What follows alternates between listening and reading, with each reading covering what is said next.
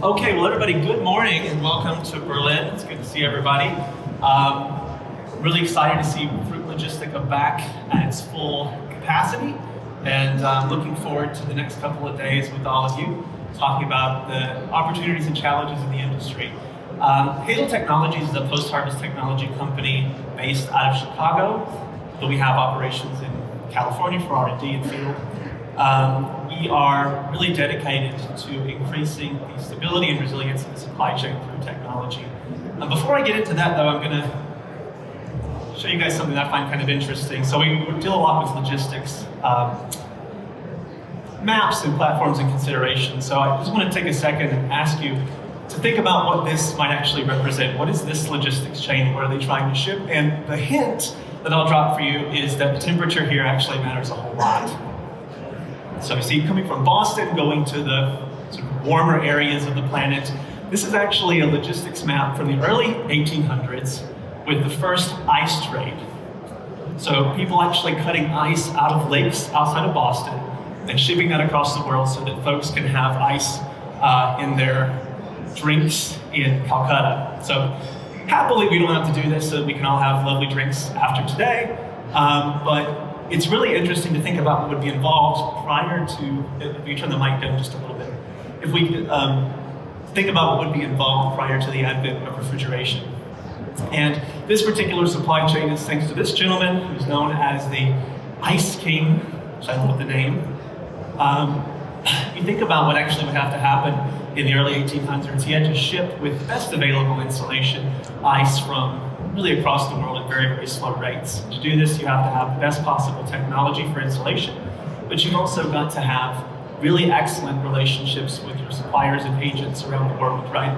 And even with all of this, he faced a 44% shrink in his total ice whenever it actually arrived where it was going. So luckily, we don't too often face numbers like that, but I think it's good to remind ourselves that when you're really at the edge of what's possible, looking for the next opportunity, sometimes you have to sort of see a little bit of shrink, and we like to think of ways to target that and make sure that our customers, growers, shippers, retailers can target the next best, most exciting kinds of opportunities. The sorts of challenges that we face today in our world in 2023 are a little bit different than what Mr. Tudor would have faced back in his day, but nonetheless challenging. And I think we all recognize the need to improve the resilience in the supply chain that we have for perishables. And here at Fruit Logistica, talking about fruits and vegetables, I think is the best context and time to do that. So we at Hazel are really focused on delivering that outcome. I like to say that I think about the supply chain not just about the perspective of the grower shipper or the retailer or the person who's distributing along the way, but really as a collection of relationships between all of those people. And I think, you know, if you really think about the capital in this industry, you wouldn't measure it in reefers or trucks or cold rooms. You would measure it in relationships that exist between people throughout their careers, which is, of course, what we're here to celebrate. So Hazel thinks about this challenge of improving those relationships and resilience through the lens of technology, and broadly speaking, through post-harvest technology and the ways that we get there. Now, this is actually a pretty big mission. I'm a chemist by training, so my PhD's in chemistry. Get there as possible, trying to increase that edge of where you can comfortably ship or store fruits and vegetables to reach the opportunities that you're seeking. And I would just start with a really basic idea here. Fruits and vegetables, of course, as we all know, are not inanimate things. They are living things. They communicate and respond to stimulus and act in their environment. And one of the ways that they do this, because they can't move and they don't have eyes and can't speak, is to communicate through volatile compounds, or volatile organic compounds, right? This can be really simple out in the wild. There are plenty of examples of plants that respond to herbivory or to pathogens by releasing an organic compound that says, hey, all of my friends around me, let's produce some compounds that make yourself maybe a little bit less tasty to this bull or what have you. But one of the more interesting signaling molecules to me, which is responsible for pushing along senescence and eventually the breakdown of fruits and vegetables and other plant matter, is ethylene. So everyone in this room will have encountered discussions about ethylene. I see on the map for presentations that are happening later in the week, there are actually some dedicated to ethylene. This hormone drives ripening in fruits and vegetables, but also senescence, and is involved in many different types of physiological disorders and issues. So if you want to be able to target something that is out of a living system, that is itself being expressed over time with a specific profile, it makes sense to approach that from the perspective of, let's say, our target organism, and to seek to deliver active chemistries that are also coded in time. So nature doesn't really like to deploy things as dips or sprays. Nature likes to deploy things in response to some enzymatic pathway or in response to stimulus over an extended period. And so our Hazel 100 sachet technology is based on this concept. So we're releasing our chosen active ingredient, which is an ethylene inhibitor, over time to be able to target a wide range of different crops and application spaces in a flexible way. So the Hazel 100 sachet is just a packaging element that's dropped directly into the packaging with the fruit and is left there for the duration of the supply chain and allowed to accomplish its magic here in the case of an apple, but in many other cases as well. So this has opened us to a few other application scenarios, which are very interesting. One of them, which has really been a wonderful journey working with growers, has been with table grapes. So the grape itself is what we would call not a climacteric tissue. It doesn't produce a lot of ethylene. It doesn't respond too readily to ethylene. But the rachis, which is the system of stems and pedicles that hold that whole bunch together, is actually very ethylene responsive and can degrade both through the breakdown of the tissues and the loss of green color. And this is, we've found, very, very, very important to the quality of the table grape out in the world. You as a consumer in your life have probably gone to the grocery store and choosing between bunches of grapes said, actually, I think I'll have this one over here and not this one over here, just because of the way that it looks in the health of that rachis. So this is a really important value proposition to growers and shippers because it's the difference between getting that top grading and getting perhaps downgraded, particularly on receipt. So here's just some examples from work that we've done with growers, mostly in California, but also in South America, around our technology as deployed to a number of varieties of table grapes to improve the health of those rachis stems. And what we've generally found is that growers are very excited to use this technology because it opens up new opportunities, which I think is really fundamentally the thing that we're trying to do. So they can do things like more confidently hold their grapes over time, deploy them to the market at a preferred time, or ship to maybe locations that they hadn't considered shipping before. And so as we look ahead, I think it's really important to stay anchored in what the customer experience is and how our technologies affect the relationships between growers, shippers, and retailers. So here's just two quick cases of applications that we've done, both in the US in this case, where we've either done an application on receipt as part of a repack step to improve the resilience of the grapes in the supply chain. That's on the left here from Chile to New Jersey. Or we've, by the application of our technology, given a grower shipper the ability to reach a market they previously could not reach. And so in this particular case, the grower shipper didn't feel terribly confident about shipping to Malaysia every time, but on receipt, the technology, the feedback from their customer, their underlying relationship was so positive that they decided to move forward with us. So it's all about that. Can we enable those sorts of relationships? And I've talked about table grapes because this has been an area of interest and focus for me and my team and for the company this past year. But there are many, many other categories and applications for this sort of technology, again, impacted by that slow release element and the ability to respond to environmental situations. Here are just a few. If you have interest in these particular categories, I encourage you to come by and hang out with us at the USA Pavilion later. And I would love to chat with you about it. But of course, there are many others as well, and we're always looking for opportunities to deploy this technology, which helps us counter stress in the environment and also slow down the ripening process. All right, so that was one subset. the theme here is going to be volatile things. I want to focus a bit on respiration, which is a fundamental process. We do this, of course. We breathe in oxygen and breathe out CO2, as do fruits, and as do anything except just a handful of minor bacteria, we'll say. If you increase the CO2, you can provide a number of post-harvest benefits. There's many examples of this in the industry and many, many players operating in this space interested in being able to do this.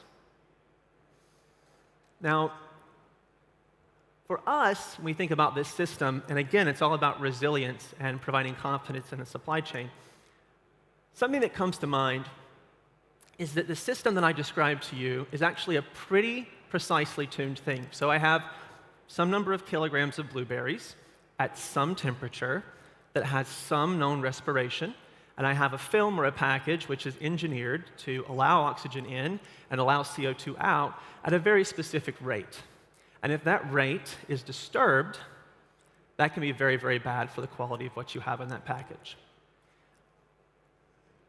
So the results of doing something like that and really leaving your shipping temperature range, even pretty modestly by a few degrees, can be really substantial damage to your fruit. So this can take the form of hypoxia, fermentation, or damage from acidification from CO2.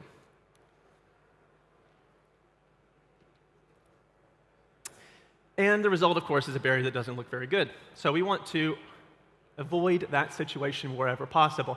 How to do it? So Hazel has a technology called Hazel Breatheway. This is a very precisely designed film technology which responds to differences in temperature itself. So the film itself changes, and as a result of those changes, it can let in more oxygen, or let out more CO2 as is needed in a changing temperature environment. So let's say those blueberries are getting 2 or 3 degrees Celsius too warm. The film will change. It'll say, okay, now it's time to let a little more oxygen in so that those blueberries cannot suffocate.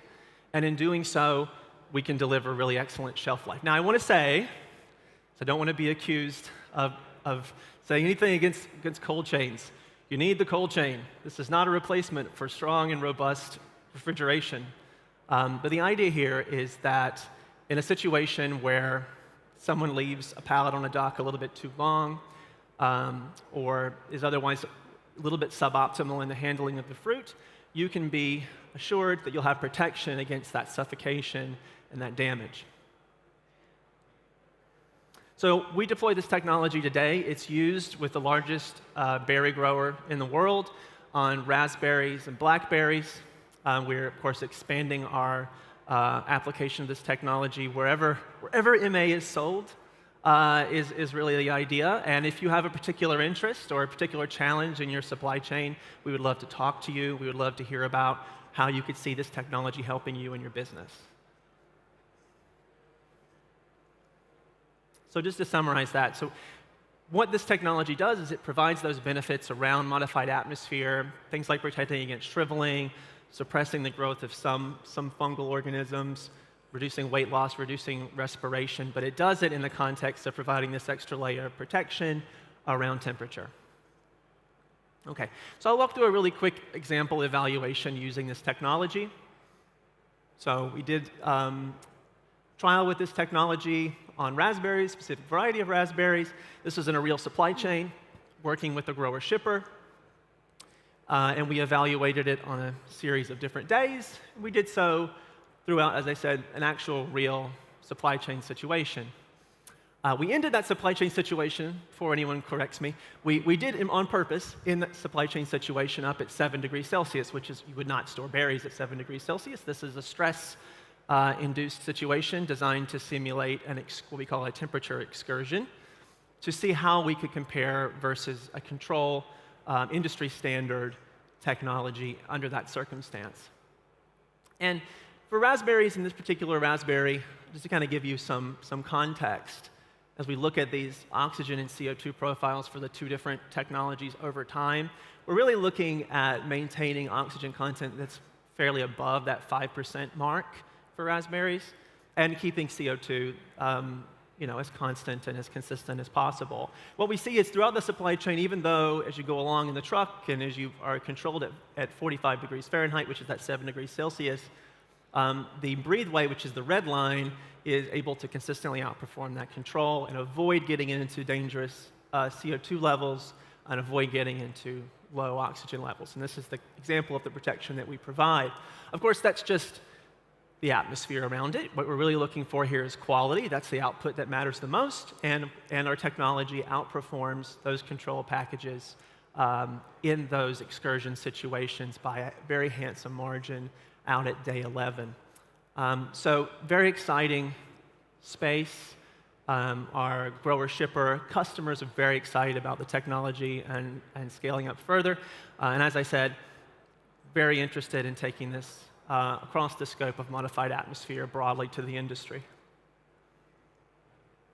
Okay, I'm going to kind of change gears really quickly, because I imagine this is probably more of a fruit crowd, but I don't know for sure, and go into the vegetable space a bit.